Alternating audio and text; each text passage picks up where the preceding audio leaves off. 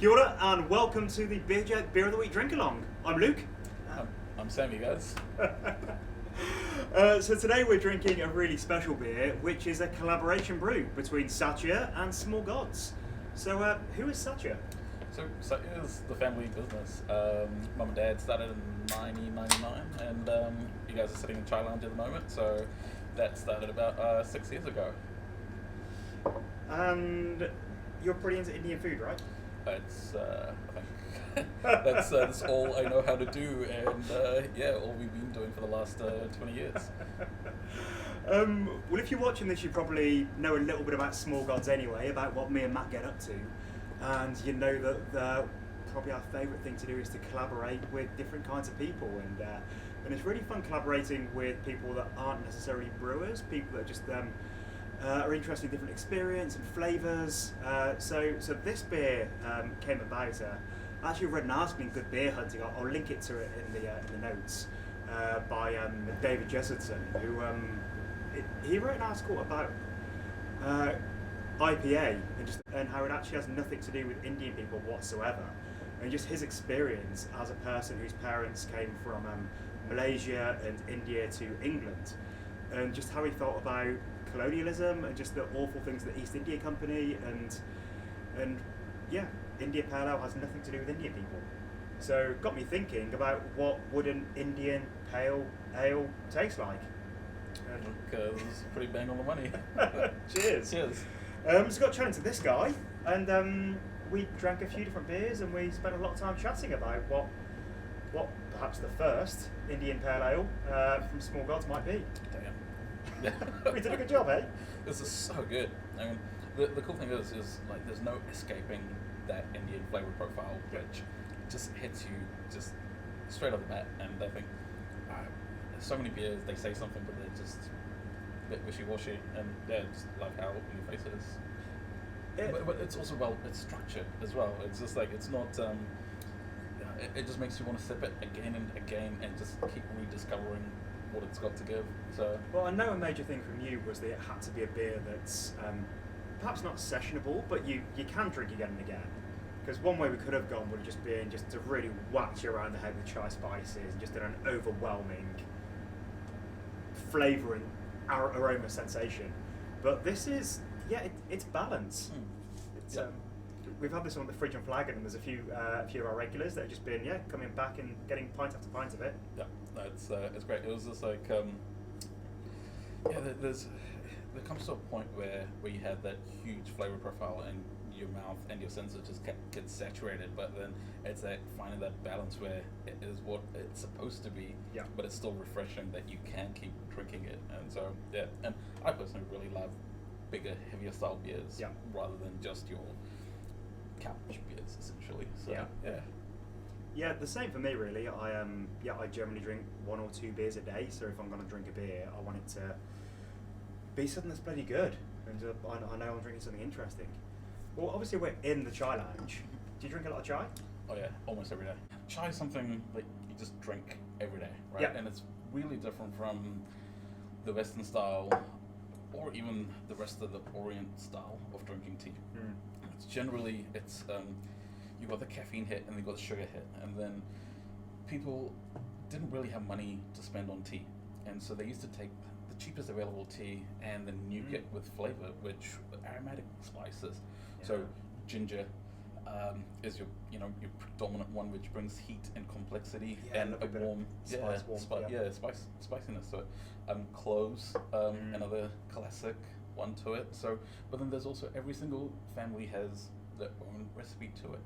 Cardamom is my personal favorite. Yeah. And lovely cardamom. and then and the mace was really interesting. I'd never cooked with mace before, but I went and bought a load of mace for this, and was recommended to toast it. So I had to fry all the mace in my kitchen and then stuck it in the NutriBullet, and that was my eyes watered. Well, see, like mace is traditionally not something you'd use for chai. Oh, that's quite unusual. But then it worked really well with this, because when we had that, like, essentially so many different spices that we were playing with, right? but then Mace is really floral and aromatic. It's really heavily aromatic, but then it just worked really well with this, and that I think, and that how I was kind of coming back to it. Every single family has their own recipe, and there's nothing which is right or wrong, and I love the fact that V just worked with what's right for us for this beer, and that just makes it just so much more authentic for me. Well, that was a really fun blending session, and we took maybe 12 or so different kinds of spices and additions, and just sampled them and tasted them and worked out what would work best in the beer. So it's a relatively simple recipe. We decided not to go crazy complicated with it, and I think it comes out well. There's no mistake in it, right? No, that's it. It's a chai, and we've been serving it to so many Indian people as well. Oh yeah. And in chai lounge in Sandringham, and people just love it. Brilliant. We've had customers come in and be like, "Do you guys have this available? Do you guys know about this?" Not realizing that it was a collaboration beer. It was here it is, right here. Well, that's really interesting about Indian people taking this, I suppose, this most English of beverages, a cup of tea. Of course, it's not English at all, but at that time, introducing tea to India, but then just the people making a whole thing of their own and talking about things like colonisation. And it's interesting looking at the world these days, where it's actually like Indian people colonised England with the cuisine. And I was born in Birmingham, which is obviously the curry capital of Britain. And British people just absolutely love Indian food, and that's why we called this beer Chai Rebellion, because it was almost like a rebellion of just the working class Indian people to take this, this fancy tea that you have in your china, and you stir a sugar lump in there and just to make it a thing that's like a slap around the face. It's completely different to what any East India Company wives might be drinking. No, for sure, man. It's just like, oh man. Again, what I love about it is just like it just reminds me of that homely masala chai.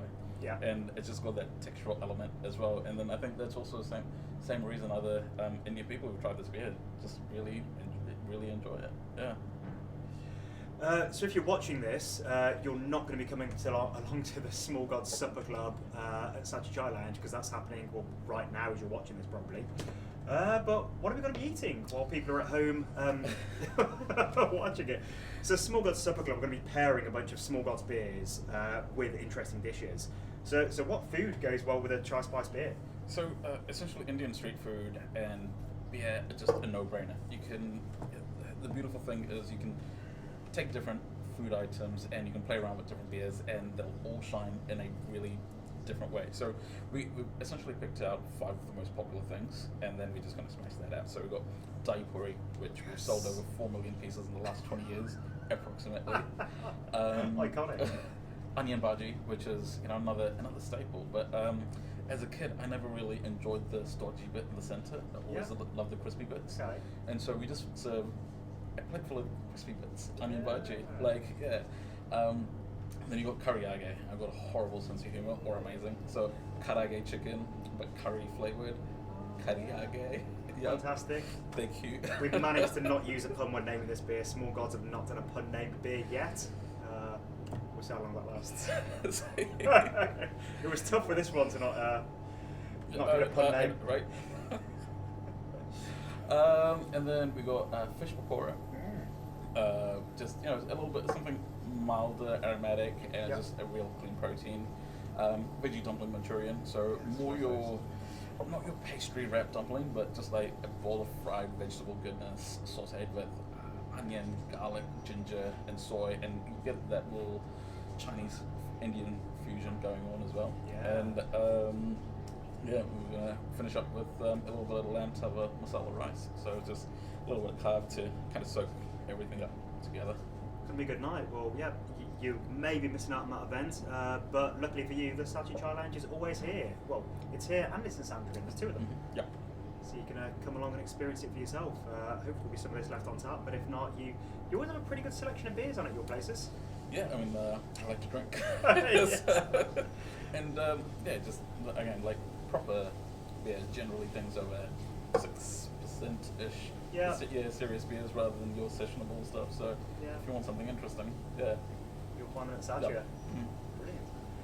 Well, thanks for joining us this week, and other stuff going on. So tomorrow night, Friday and Saturday this weekend, we've got the Small Gods Winterval at the Fridge and Flagon, which is going to be a pretty awesome festival actually. We've got a DJ, we've got an amazing food truck, it's going to be Italian type food from Passa Passa, and we've got at least 12 different Small Gods beers, so some brand new releases that you won't have seen before, and some interesting stuff from the archive, so any of you mum fans can come and enjoy some of those. Well, good work, Sammy. I think we did a good job making this beer. Cheers, man. Thank you so much. Cheers. Cheers.